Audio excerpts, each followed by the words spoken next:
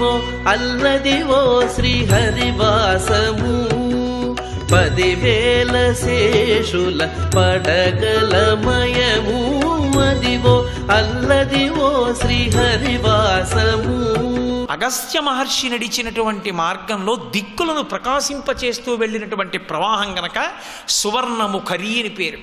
సువర్ణముఖరి అన్న పేరు ఈ భూమండలంలో మీరు ఎక్కడైనా నించుని ఒకసారి స్మరించినా సువర్ణముఖరి కానీ వెంకటాచలం కానీ ఎటున్నాయో అటు తిరిగి నమస్కారం చేసినా ఉత్తర క్షణంలో మీ పనికి ప్రతిబంధకముగా నిలబడిన పాపము దహింపబడుతుంది.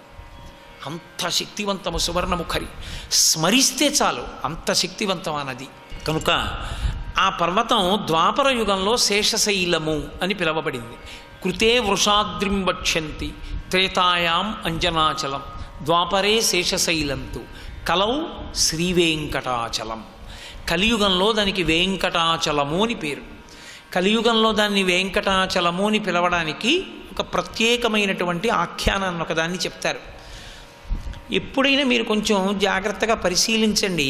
పూర్వం శ్రీకాళహస్తి నగరంలో పురంధరుడు అనబడేటటువంటి సోమయాజి ఉండేవాడు. సోమయాజి అంటే యజ్ఞము చేసి అవబృధ స్నానము చేస్తారు. అలా చేయకపోతే మనుష్య జన్మకు అర్థం లేదు. ఇంకా అలా చేసినటువంటి వాడెవరో ఆయన్ని సోమయాజి అని పిలుస్తారు. అలా 100 చేస్తే సోమయాజి. ఆయన ఎన్నో యజ్ఞములు చేశాడు. ఆయన దృఢవ్రత.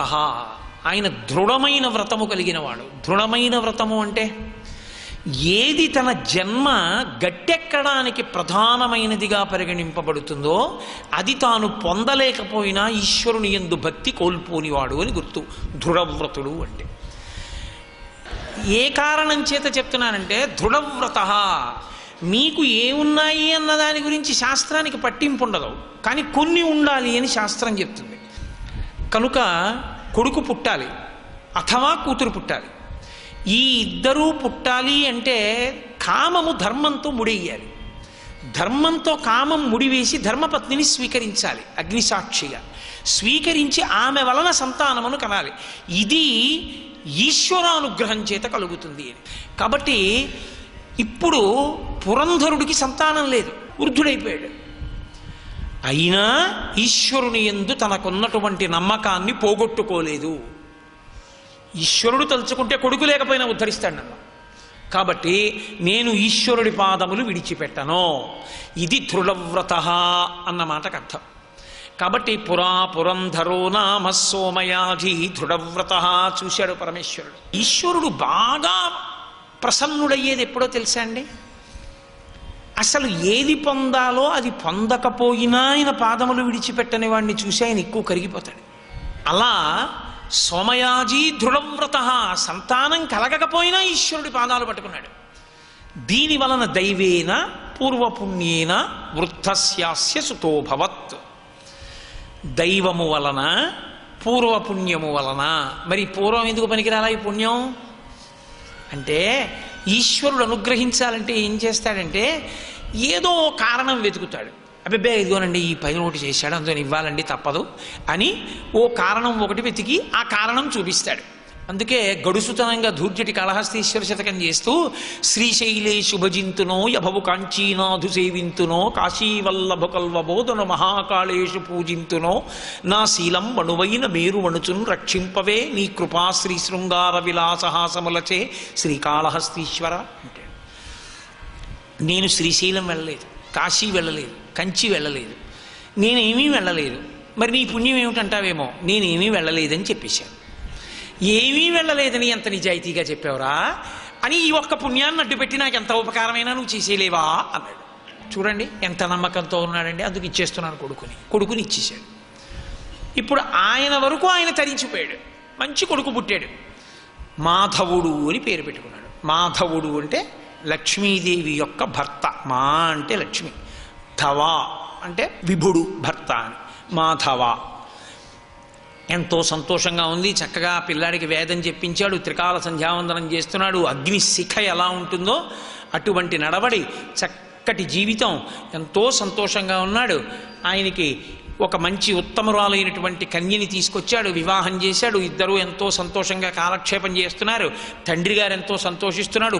కొడుకు కోడలు ఇంకా నా జీవితానికి ఇంతకన్నా ఏం కావాలని సంతోషంగా ఉన్నాడు.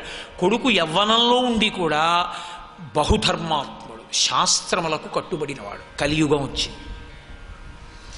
ఇప్పుడు కలిపురుషుడి గొప్పతనం ఎప్పుడండి? ఇలా బాణం వేసేటప్పటికి పడిపోయేవాడిని గెలిచాడు అనుకోండి కలిపురుషుడు, ఆయనకి అది పెద్ద గొప్పగా ఎందుకుంటుంది?